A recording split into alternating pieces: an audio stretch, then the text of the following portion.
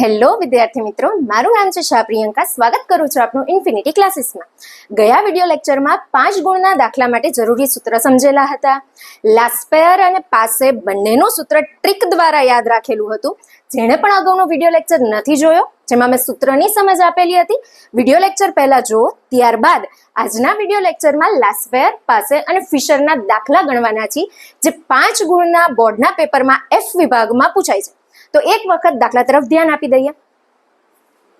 તમને રકમમાં આટલી વસ્તુ આપેલી હશે. પહેલા 4 ખાના જે મેં કરેલા છે, એ 4 ખાના તમને રકમમાં આપેલા હશે. જોઈ લઈએ 4 ખાના કયા કયા છે. 2016 અને 2015 બે વર્ષ આપેલા છે. 2 વર્ષ જ્યારે આપે ત્યારે એક વર્ષ આધાર વર્ષ છે અને બીજું વર્ષ ચાલુ વર્ષ છે. જે વર્ષ આધાર વર્ષ છે એને હંમેશા 0 તરીકે દર્શાવવાનું છે. જે વર્ષ ચાલુ વર્ષ છે એને હંમેશા 1 તરીકે દર્શાવવાનું છે. આધાર વર્ષ હંમેશા અગાઉનું વર્ષ હોય. અગાઉનું વર્ષ એટલે જે વર્ષ પહેલા આવે છે એ વર્ષ આધાર વર્ષ છે, અને જે વર્ષ મોટું છે એ વર્ષ ચાલુ વર્ષ છે. હવે જોઈ લઈએ આ બંને વર્ષમાં આધાર વર્ષ કયું છે અને ચાલુ વર્ષ કયું છે. 2016 અને 2015 ની માહિતી આપેલી છે. વર્ષ જોતાની સાથે જ ખબર પડી જાય કે જેના આધારે ગણતરી થયેલી છે, એટલે કે અગાઉનું જે વર્ષ છે એ આધાર વર્ષ હોય. માટે 2015 આધાર વર્ષ છે. આધાર વર્ષને આપણે કહીએ છીએ 0. અહીંયા મૂકું છું 0. અને જે ચાલુ વર્ષ છે, એટલે કે જેની સરખામણી કરવાની છે, એ વર્ષને આપણે ચાલુ વર્ષ કહીએ છીએ. અહીંયા ચાલુ વર્ષ છે 2016, એને સંજ્ઞામાં દર્શાવશું 1. ત્યારબાદ નીચે વધારાની પણ કંઈક માહિતી આપેલી છે. જોઈ લઈએ કઈ માહિતી છે. સૌથી પહેલા આપ્યું છે ભાવ, પછી આપ્યું છે જથ્થો. આ બંને વસ્તુ 2016 ની છે, એટલે કે ચાલુ વર્ષની છે. અહીંયા પણ તમને આપેલો છે ભાવ અને જથ્થો, પણ આ બંને વસ્તુ 2015 ની છે, એટલે કે આધાર વર્ષની છે. ગઈકાલે સૂત્રની સમજ મેળવેલી હતી, એમાં મેં તમને કહેલું કે ભાવ એટલે પ્રાઇસ, અને પ્રાઇઝને શોર્ટ ફોર્મમાં દર્શાવવામાં આવે છે P. જો આધાર વર્ષનો ભાવ હોય તો P0, અને જો ચાલુ વર્ષનો ભાવ હોય તો P1. અહીંયા એ જ વસ્તુ હું લખું છું. આ છે 1 વાળું વર્ષ, એટલે કે ચાલુ વર્ષ, અને આ છે એનો ભાવ, ભાવ એટલે P. પણ આ 1 વાળા વર્ષનો ભાવ છે, માટે અહીંયા લખું છું P1. આ પણ છે ભાવ, પણ એ 0 વાળા વર્ષનો છે ભાવ, એટલે P. અને 0 વાળા વર્ષનો છે, માટે અહીંયા લખું છું P0.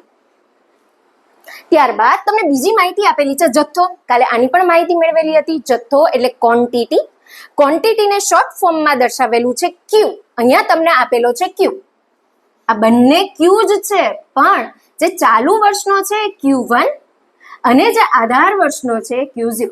જો તો મિત્રો, સૂત્રમાં જેટલી વસ્તુની જરૂર હતી, બધી જ વસ્તુ તમને આપેલી છે. સૂત્રમાં ફક્ત 4 જ વસ્તુની જરૂર હતી. P1, P0, Q1 અને Q0. જો તો જરાક તમારી પાસે છે, રકમમાં જ ઓલરેડી બધી જ વસ્તુ તમને આપેલી છે.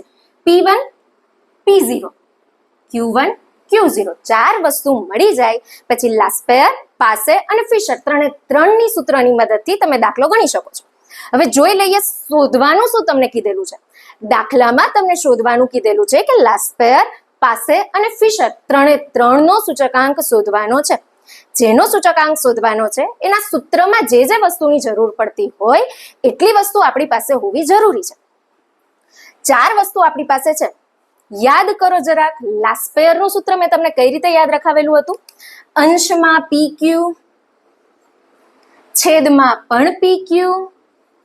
પણ લાસ્પેયરના સૂત્રમાં જે આંકડો યાદ રાખવાનો છે એ આંકડો છે 1000, માટે અહીંયા લખું છું 1000. ત્યારબાદ તમારે શોધવાનું છે પાસેનો સૂચકાંક. પાસેના સૂચકાંકમાં પણ અંશમાં PQ, છેદમાં PQ, પણ પાસે થોડો ક્લોઝ ફ્રેન્ડ હતો, માટે તેનામાં આંકડો યાદ રાખશું 1101. અહીંયા લખું છું 1101. હવે આ માહિતી તમને મળશે કઈ રીતે? અહીંયા મેં ઓલરેડી ગણીને જ મૂકેલી છે. દાખલામાં તમને આ માહિતી આપેલી નથી, તમારે ગણતરી કરીને મૂકવાની છે. તો ગણતરી કરી અને આ પાછળના 4 ખાના કઈ રીતે ભરશો એ વસ્તુ વિશે હું તમને માહિતી આપું છું. સૌથી પહેલું ખાનું છે P1, Q0. P1 અને Q0 નો ગુણાકાર કરી અને તમને આનો જવાબ મળતો જશે. જો તો જરાક P1 અને Q0 તમને ક્યાં આપેલા છે?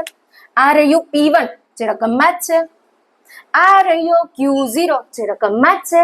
આ બંને ખાનાનો લાઈનમાં ગુણાકાર કરતા જશો એટલે તમને આ ખાનાનો જવાબ મળશે. અને જે P1 Q0 ના 4 આંકડા મળેલા છે એનો જ્યારે તમે સરવાળો કરશો એટલે તમને મળશે સિગ્મા P1 Q0, જેનો ઉપયોગ તમે લાસ્પેરના સૂત્રમાં કરવાના છો. જો તો જરાક હવે 40 ગુણ્યા 1 એટલે 40, 44 ગુણ્યા 12 એટલે 528, 50 ગુણ્યા 2 એટલે 100, 36 ગુણ્યા 2 એટલે 72. આ ખાનાનો સરવાળો કરતા અહીંયા તમને જે મળ્યું એ બનશે સિગ્મા P1 Q0. ત્યારબાદ બીજું ખાનું આપણે બનાવેલું છે P0 Q0 નું. P0 Q0 એટલે P0 અને Q0 બંનેનો ગુણાકાર કરી અને આમાં મૂકવાનો થશે. જોઈ લઈએ P0 અને Q0 ક્યાં આપેલા છે. આ રહ્યો P0 અને આ રહ્યો Q0. આ બંનેનો ગુણાકાર જ્યારે તમે કરશો ત્યારે તમને આ ખાનાનો જવાબ મળતો જશે. કરતા જઈએ શું આવે છે જવાબ. 39 ગુણ્યા 1 39, 40 ગુણ્યા 12 480, 45 ગુણ્યા 2 90 અને 30 ગુણ્યા 2 એટલે 60. જ્યારે તમે P0 Q0 ના ખાનાનો સરવાળો કરશો અને જવાબ સ્વરૂપે જે તમને મળશે એને આપણે કહેશું સિગ્મા P0 Q0, જેનો ઉપયોગ પણ લાસ્પેરના સૂત્રમાં જ કરવાના છીએ. ત્યારબાદ P1 Q1 એટલે કે P1 અને Q1 વાળા ખાનાનો તમારે ગુણાકાર કરવાનો છે. આ રહ્યું P1 નું ખાનું, આ રહ્યું Q1 નું ખાનું. બંનેનો ગુણાકાર કરશો એટલે P1 Q1 ના ખાના માટેના જવાબ તમને મળતા જશે. 40 ગુણ્યા 1.5 60, 44 ગુણ્યા 10 440, 50 ગુણ્યા 1.5 75, 36 ગુણ્યા 1.5 એટલે 54. જ્યારે આ ખાનાનો સરવાળો કરશો ત્યારે તમને જવાબ સ્વરૂપે મળશે સિગ્મા P1 Q1, જેનો ઉપયોગ આપણે પાસેના સૂત્રમાં કરવાના છીએ. ત્યારબાદ છેલ્લું કોલમ P0 Q1 એટલે કે P0 અને Q1 ના કોલમનો ગુણાકાર કરવાનો છે. જવાબ સ્વરૂપે જે વસ્તુ મળે છે એનો સરવાળો કરશું એટલે આપણને મળશે સિગ્મા P0 Q1, જેનો ઉપયોગ પાસેના સૂત્રમાં કરવાનો થશે. હવે જોઈ લઈએ આપણને જે શોધવાનું કીધેલું છે એના તરફ. દાખલામાં કીધેલું છે લાસ્પેર, પાસે અને ફિશરનો સૂચકાંક શોધો. સૌથી પહેલા લાસ્પેરનો સૂચકાંક સૂત્ર તમને બહુ વ્યવસ્થિત રીતે યાદ છે. IL બરાબર અંશમાં મૂકશું PQ, છેદમાં મૂકશું PQ અને લાસ્પેર માટે જે આંકડો યાદ રાખવાનો છે એ છે 1000, માટે અહીંયા લખ્યું 1000 ગુણ્યા 100. આખું સૂત્ર જો બોલીએ તો સિગ્મા P1 Q0 છેદમાં સિગ્મા P0 Q0 ગુણ્યા 100.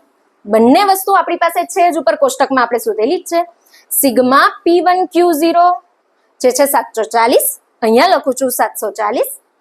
સિગ્મા P0 Q0 જે છે 669, છેદમાં લખું છું 669 ગુણ્યા 100.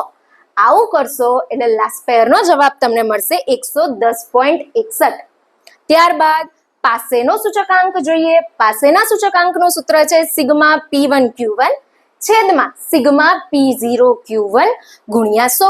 બંનેનો જવાબ આપણી પાસે છે જ. અંશમાં સિગ્મા P1 Q1 629, છેદમાં સિગ્મા P0 Q1 571 ગુણ્યા 100.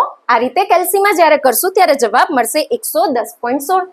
ત્યારબાદ છેલ્લો ફિશરનો સૂચકાંક અથવા આદર્શ સૂચકાંક, બે માંથી કોઈ પણ વસ્તુ કે એનું સૂત્ર છે IF બરાબર વર્ગમૂળમાં IL ગુણ્યા IP. વર્ગમૂળમાં IL ઓલરેડી આપણે ગણેલો જ છે. IL એટલે લાસ્પેરના સૂચકાંકનો જવાબ જે છે 110.61 ગુણ્યા IP. IP એટલે પાસેના સૂચકાંકનો જવાબ જે છે 110.16. બંનેનો ગુણાકાર કરી અને વર્ગમૂળ કાઢવાનું છે. જવાબ તમને મળશે 110.38.